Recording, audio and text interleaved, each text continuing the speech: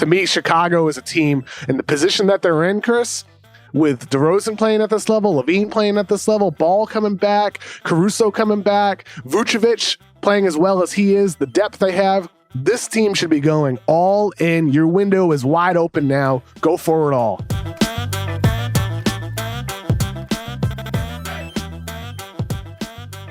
My God, since we last spoke, Kevin, DeMar DeRozan has been the closer. And this is the DeMar DeRozan leading the Bulls, hitting game winners. I mean, stop the season today. He's probably first team All NBA, Kev. Oh, he is 100% first team All NBA. Yes. First team All NBA.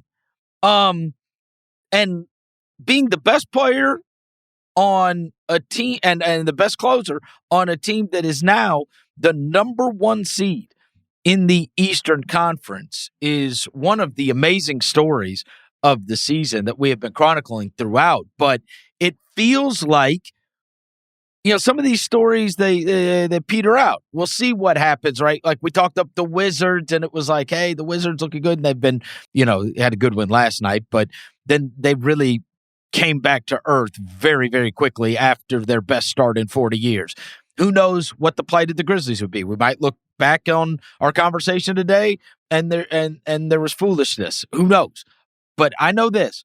We start off the season being impressed by the Bulls, and I swear to God, every friggin' time we come on the air, the story gets better. Like, I mean, you keep waiting for, like, okay, this has been storybook stuff with putting a team together that's never played together before, having DeMar DeRozan, which that signing was widely criticized.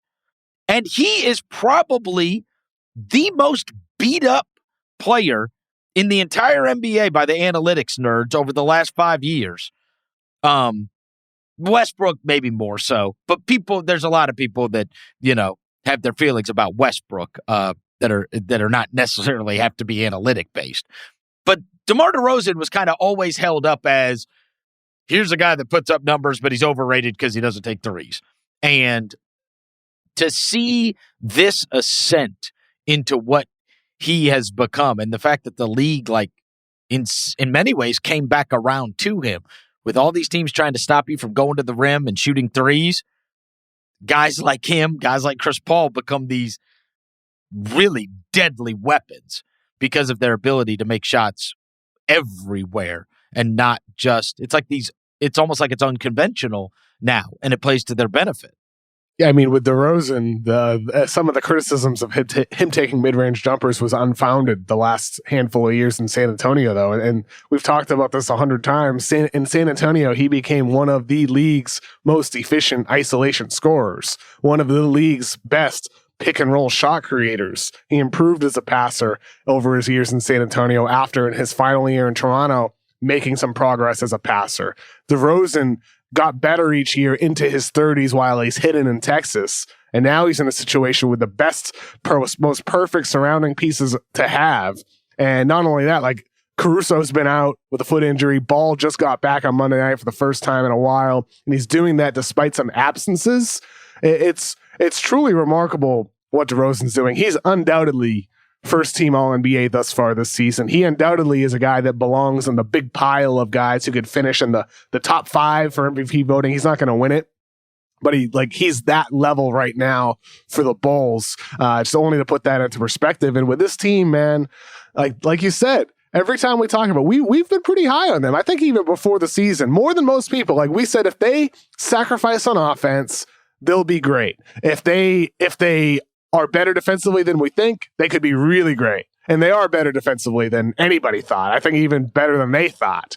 But with DeRozan and this squad, man, they check all the championship boxes except for the lack of Patrick Williams or a guy who might be more developed that could be out there on the trade market, a la Jeremy Grant. To me, Chicago is a team in the position that they're in, Chris, with DeRozan playing at this level, Levine playing at this level, Ball coming back, Caruso coming back, Vucevic playing as well as he is, the depth they have, this team should be going all in. Your window is wide open now. Go for it all. Well, and you have not only Patrick Williams being out, but now recently they've lost Javonte Green, who's actually been a very good role player for them. So last night, they've got a plug-and-play Derrick Jones Jr., and it's kind of exactly what you want out of that spot, right? Which is 20 minutes, 7 points, 5 rebounds, no crappy shots, no, right? Just play your role. Play your role. Accept your role. Embrace the role. And they all do it. They all do. Yeah, and like you're not coming in there taking a bunch of wild stuff and doing a lot of extra stuff.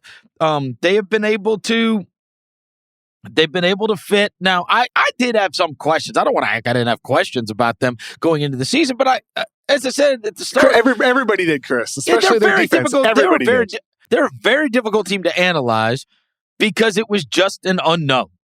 Just an unknown. I thought they were going to be a playoff team, but I never thought they could be the number 1 seed. I'll admit that. Absolutely. And like on paper, like I said, before the season, the question was, well, are these guys going to play together? Or is it going to be taking turns? DeRozan's turn, Levine's turn, Lonzo's turn. Well, no, they're all playing together and they're all sacrificing. They're all doing the little things. Levine's playing hard on defense. DeRozan's setting screens, like they're screening for each other. They're cutting, they're moving. This is really a quintessential Billy Donovan offense. This is what he had, in some ways at Florida. It's a hybrid type of system with the ball movement and the off ball movement with players cutting and moving. Like Billy Donovan, off the top of my head, there's a number of head coach, coach of the year candidates. He's right up there, man. With him making these guys buy in, he deserves some credit too. It's not easy to do what he's done. No, not at all. It's not easy to take a team with Zach LaVine, DeMar DeRozan, and Vucevic and turn it into a great defense. Yeah. I don't care who you got. You can give all the credit you want to Lonzo and Caruso. I mean, that is a team buy-in. That's the only way you pull that off, is getting a full team buy-in. And, another part of the coach is to accentuate the talents of these guys, put them in the best position to be their best selves.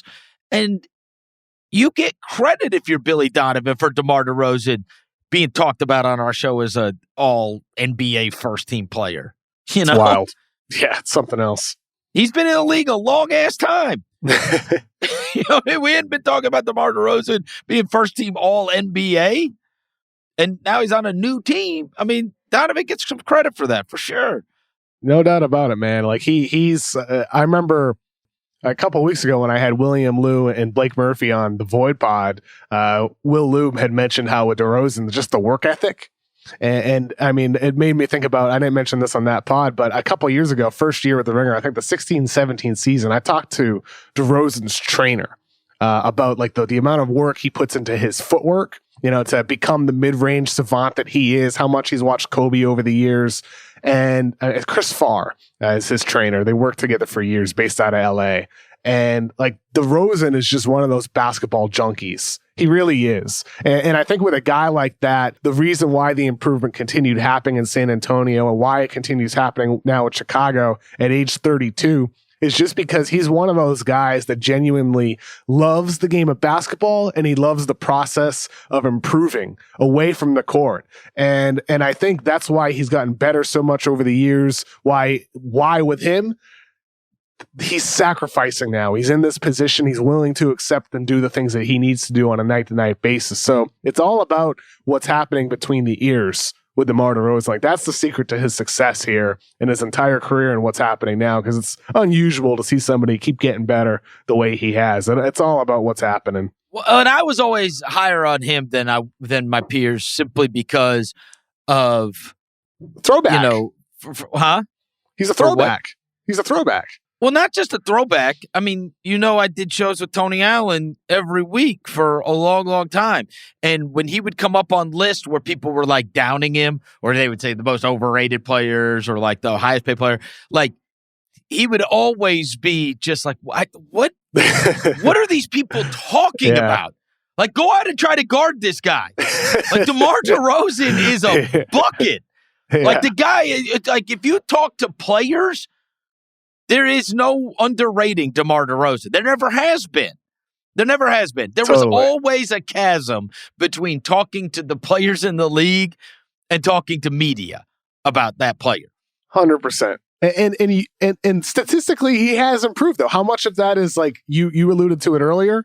Like the game is allowing more mid-range shots now, but percentage-wise, he shoots a much higher percentage on mid-range shots now than he did during some of those prime years in Toronto. Is that like player development that happened? And or is it just the nature of the game where he's getting and taking smarter shots? He's passing better too. I think it's all of it together, all wrapped into one. It's probably a combination of all of it.